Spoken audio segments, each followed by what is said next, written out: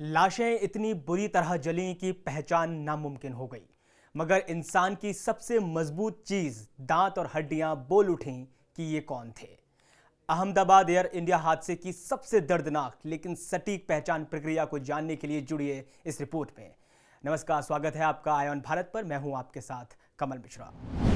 जहां science, emotion और system की जद्दोजहद की परतें खुलती हैं। 12 जून को अहमदाबाद में हुए दिल दहला देने वाले एयर इंडिया हादसे के बाद अब धीरे धीरे पहचान की प्रक्रिया शुरू हो गई है।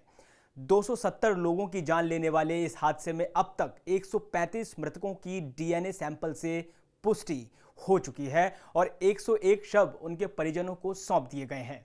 लेकिन इस पूरी प्रक्रिया के पीछे जो संघर्ष और विज्ञान छिपा है वो कम जानने लायक नहीं है। सवाल, आखिर कैसे होती है डीएनए जांच? जब शरीर पूरी तरह जल जाते हैं तो पहचान का कोई सीधा रास्ता नहीं बचता, बस बचते हैं दांत और हड्डियां, जो न सिर्फ आग झेल पाते हैं बल्कि डीएनए की सबसे पक्की पहचान भी बनते हैं। यही वजह है कि डॉक्टरों की टीम ने शवों से दांतों और हड्डियों के सैंपल लेकर डीएनए टेस्ट शुरू किए हैं। पेरियोडोंटिस्ट और प्लास्टिक इम्प्लांट सर्जन्स के मुताबिक नकली अंग पिघल सकते हैं, मांस जल सकता है, लेकिन दांत टिके रहते हैं और डीएनए का सबसे सटीक स्रोत होते हैं। इस हादसे में एक शव में सिर्फ पेल्विक बोन और एक पैर मिला है जिस पर एल्युमिनियम का टुकड़ा चिपका हुआ था। कई शवों में सिर्फ एक क्राउन, एक अंगूठी या कोई ब्रेसलेट ही पहचान का जरिया बना।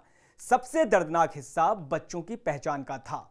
एक 4 साल के बच्चे की पहचान उसके दूध के दांतों से की गई। यह हर डॉक्टर के लिए एक भावनात्मक रूप से बेहद भारी पल था। आपको बता दें कि पोस्टमार्टम सेंटर जब भर गया तो नजदीकी टीकाकरण केंद्र को शव रखने के लिए इस्तेमाल किया गया था। पहचान की कोशिशों में गहनों, दांतों, हड्डियों और यहां तक कि ब्रेसलेट पर लिखे शब्दों ने अहम भूमिका निभाई।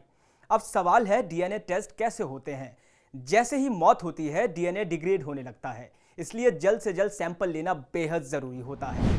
सबसे स्थिर डीएनए सैंपल दांतों और हड्डियों से मिलता है। उसे -20 डिग्री सेल्सियस पर स्टोर किया जाता है या फिर एथेनॉल में डुबोकर रखा जाता है। इसके बाद उसे परिवार के सदस्यों के डीएनए से मिलाया जाता है। गौरतलब है कि जहां जरूरी हो वहां वाई क्रोमोसोम एनालिसिस और एसएनपी एनालिसिस जैसे आधुनिक तरीके अपनाए जाते हैं। इस पूरी प्रक्रिया में वैज्ञानिक सोच के साथ संवेदनशीलता की भी जरूरत होती है। एयर इंडिया हादसे में अब तक 101 शव परिजनों को सौंपे जा चुके हैं, पर यह सिर्फ आंकड़े नहीं हैं। ये हर एक इंसान की पहचान और उसकी आत्मा की शांति की प्रक्रिया है। इस वीडियो में फिलहाल इतना ही। बाकी तमाम खबरों के लिए आप देखते रहें आयन भारत। नमस्कार।